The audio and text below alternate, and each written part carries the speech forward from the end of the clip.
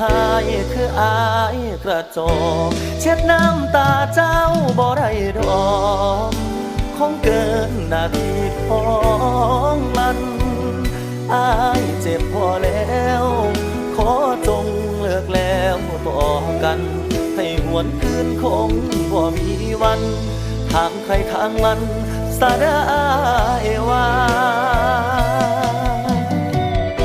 เก็บเอาน้ำตาขึ้นกลับไปเฮียนกูจากการห้องไทยสิได้เข้าใจท่องแค่การดา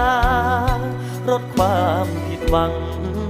คงสอนให้น้องรู้ว่าสิ่งนั้นเป็นของมีค่าต่อเมื่อเวลา